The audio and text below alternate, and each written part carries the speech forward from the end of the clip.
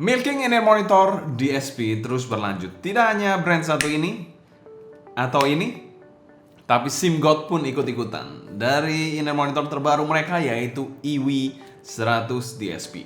Bagaimana suaranya? Biar gak panjang lebar, bumper dulu.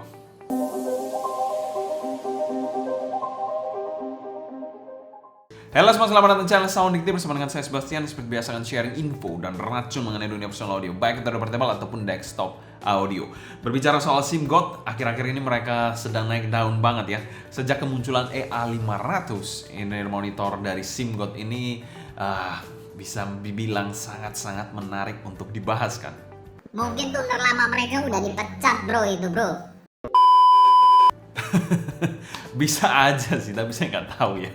Tapi kali ini kita akan berfokus pada in-ear monitor SIMGOT yang budget banget, yaitu IWI 100 DSP.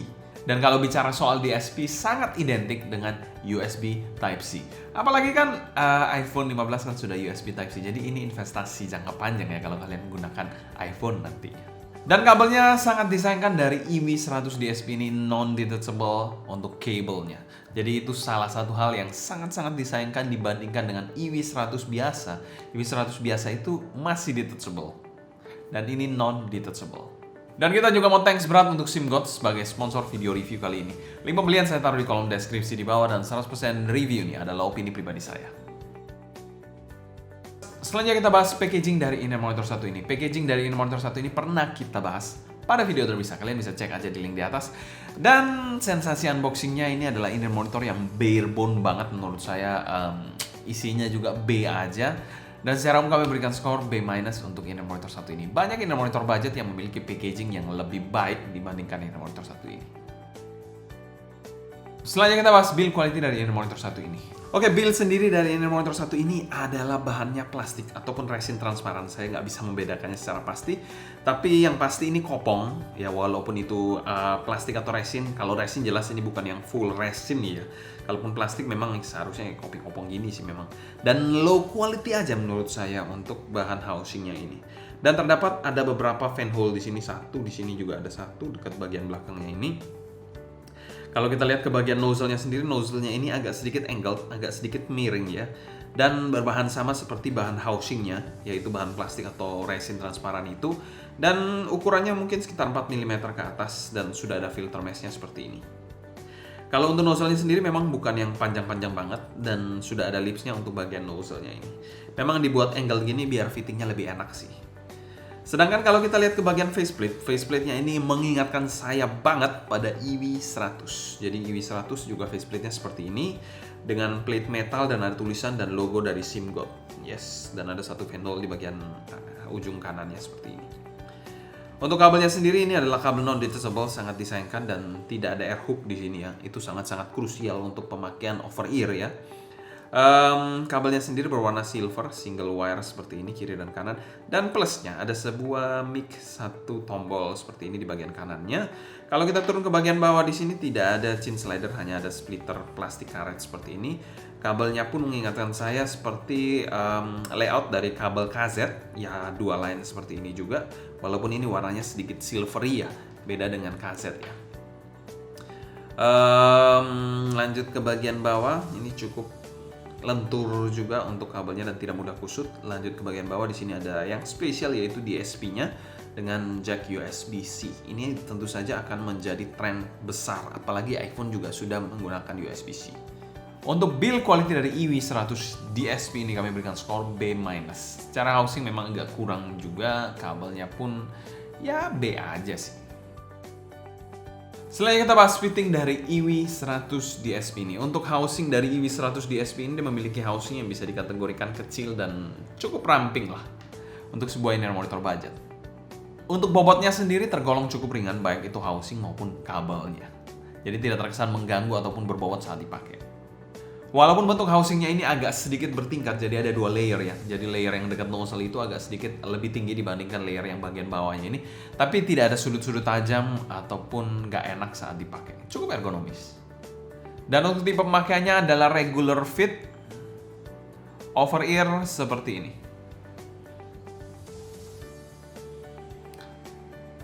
Untuk kekedapan dan gripnya oke aja di in-ear monitor satu ini, tidak ada masalah sama sekali.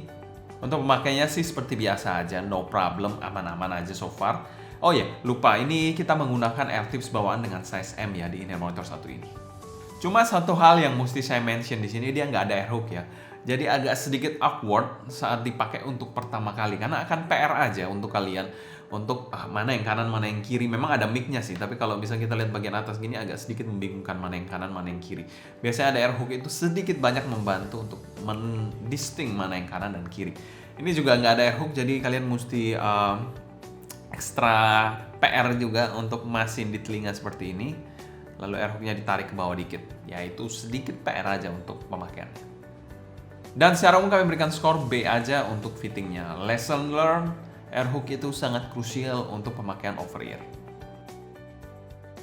Selain kita bahas sound quality dari inner monitor satu ini, EV100 DSP sendiri memiliki arah suara yang harman-harman lah, atau bisa dikategorikan mild V, dan lebih fokus ke area bass dan juga presence region ya di inner monitor satu ini. Dan tentu saja inner monitor satu ini kita menggunakan smartphone. Smartphone yang saya gunakan adalah S23 Ultra untuk mendrive inner monitor satu ini.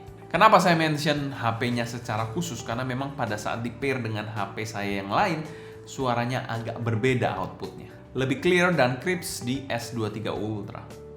Oke, kita akan bahas suaranya. Oke, untuk bagian bass sendiri terasa cukup pas dan sedikit tebal terasa di inner monitor satu ini. Dimana decay-nya oke, cukup natural seperti dynamic driver seharusnya. Kenapa dynamic driver? Karena dynamic driver menurut saya deliver bass yang paling bagus untuk ya inner monitor sih, sebuah inner monitor sih. Dibandingkan planar, dibandingkan EST yang real ya, ataupun dibandingkan balance armatur sekalipun. Jadi memang tekstur dari dynamic driver one of the best. Impact-nya oke di sini dengan punch yang tidak super dalam, rumble-nya cukupan, tapi tidak sampai yang getar banget gimana gitu sih. Untuk speed-nya sih B aja, tidak super cepat banget tapi tidak super lambat juga. Jadi ya masih acceptable. Secara kuantitas sendiri terkesan cukup fun karena tebal, tapi emang belum rana yang berotot ataupun bass head realm banget sih inner monitor satu ini. Kalau kualitasnya oke, aman, tidak bleed ke bagian mid yang pasti, dan overall cukup rapi. Untuk selera saya sih bassnya masuk-masuk aja sih. Nah, sekarang akan membahas bagian mid sectionnya. Ya, mid section ini posisinya pas di tengah. Male vokalnya atau suara cowoknya ini bodinya kurang tebal dikit dengan dinamika yang cukup oke.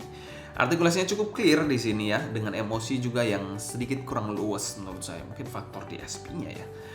Female-nya pas dan terkontrol serta lebih forward dibandingkan male vokalnya. Jadi suara ceweknya lebih forward dikit, lebih maju dikit suaranya daripada male vokalnya. Dengan artikulasi yang clear, tapi sedikit hollow rasanya. Jadi suaranya itu kayak kurang soul gitulah, gampangnya lah ya. Kayak kurang jiwanya penyanyi gitu. Female-nya ini aman overall dan tidak shouty di inner monitor satu ini. Selain itu presentasi instrumennya lebih di belakang sedikit dibandingkan vokalnya. Jadi somehow blending dengan sangat baik di inner monitor satu ini. Instrumennya cukup oke, namun sedikit kurang neutral juga menurut saya. Balik ke bagian treble atau high frekuensinya. Oke, bagian treble di inner monitor satu ini pas racikannya menurut saya. Dengan kesan string yang dapat tapi nggak dibuat tajam sama sekali. Masih dapat by treble-nya dan asik untuk dinikmatin di inner monitor satu ini. Untuk ekstensinya oke, airnya juga cukupan, tapi tidak terkesan sepi juga kayak kuburan ya. Jadi ada beberapa inner monitor itu yang air region-nya itu nggak ada, jadi terkesan kayak di kuburan, dark banget jadinya. Ya itu perlu kalian perhatikan juga di sini nggak ya, cukupan lah.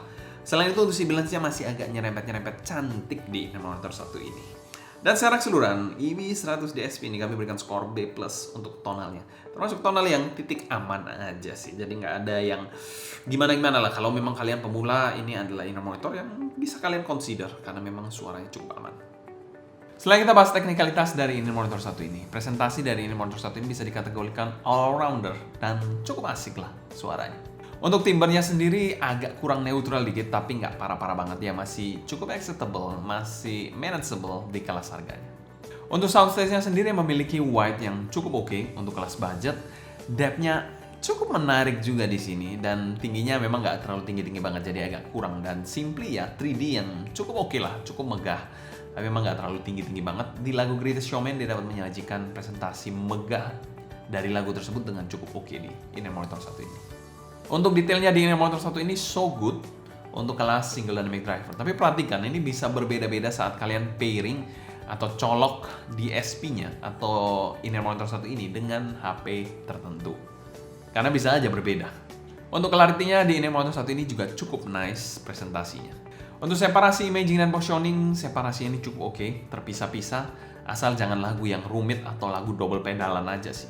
Lalu kalau kita bilang imagingnya cukup oke, ada kesan layeringnya dikit, walaupun secara positioning bukan yang precise banget sih menurut saya. Dan secara umum kami berikan skor B solid untuk teknikalitas Inner Monitor 1 ini. Selanjutnya kita bahas pro dan cons dari Inner Monitor 1 ini. Cons pertama dari Inner Monitor 1 ini yaitu source dependent. Jadi kalian colok dengan HP yang berbeda, output suaranya bisa sedikit berbeda impresinya. Itu perlu kalian perhatikan karena bisa aja kalian dengarkan Inner Monitor 1 ini agak berbeda dengan impresi yang saya sampaikan sekarang. Cons yang kedua yaitu Harman tuning memang agak sedikit boring aja karena banyak sekali Inner Monitor yang menggunakan Harman tuning sebagai titik aman untuk mereka merilis Inner Monitor yang bisa diterima pasar. Cons ketiga yaitu dia memiliki kabel yang non-detachable, itu sangat-sangat disayangkan sekali. Coba detachable itu pretty nice menurut saya. Cons yang keempat yaitu barebone packaging.